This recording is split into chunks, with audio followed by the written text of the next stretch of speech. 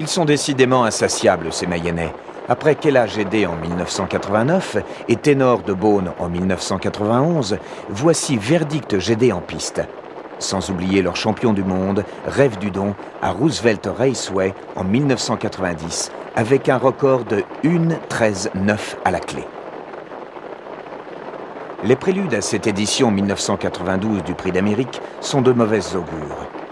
Les deux premiers du précédent championnat ne se présenteront pas au départ. Victime d'une mauvaise grippe, l'actuel numéro 1 de nos trotteurs, Ténor de Beaune, restera dans son box, imité par Rêve du Don, qui a des problèmes de jambes.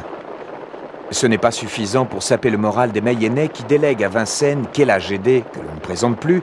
Elle a atteint ses 10 années.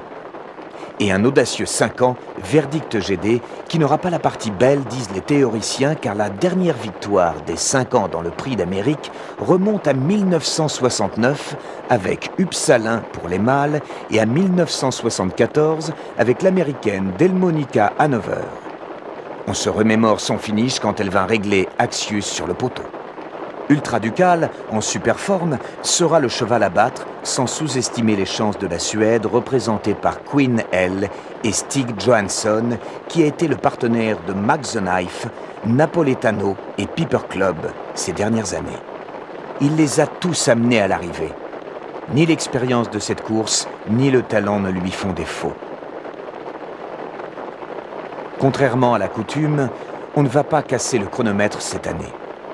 Le départ a révélé quelques chevaux désireux de s'assurer une bonne place. Mais quand Tabablon et Verdict GD se sont emparés du commandement, les autres se sont contentés de les suivre. Le favori lui-même n'a pas voulu trop se montrer. Si au début on le vit vers la tête du peloton, il passera en queue quand on arrivera aux tribunes.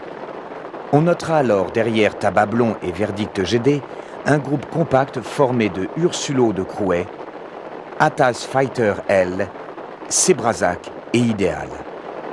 Il va bien se passer quelque chose, se disent les spectateurs, impatients de voir une vraie course. Il leur faudra patienter jusque dans la montée où si Tabablon, vaillant petit outsider, mène toujours, flanqué de Verdict GD et Atas Fighter L. Les supporters d'Ultra Ducal reprennent de la voix.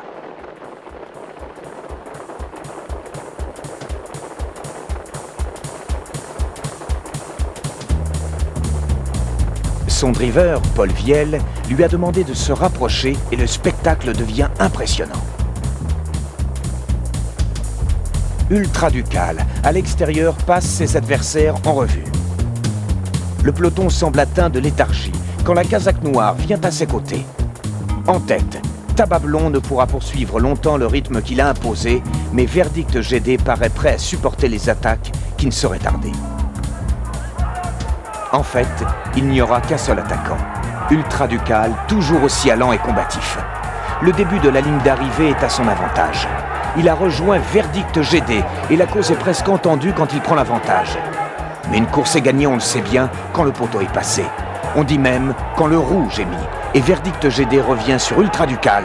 A-t-il pu le battre? Il y a photo, bien sûr. L'attente est longue. Enfin, Jean-Claude Allais peut afficher le sourire du vainqueur. Il vient de remporter son premier Prix d'Amérique. Nous vous avons beaucoup parlé de la Mayenne ces derniers temps. Une fois de plus, avec la victoire de Verdict GD, cette région si riche en chevaux et en hommes volontaires est à l'honneur.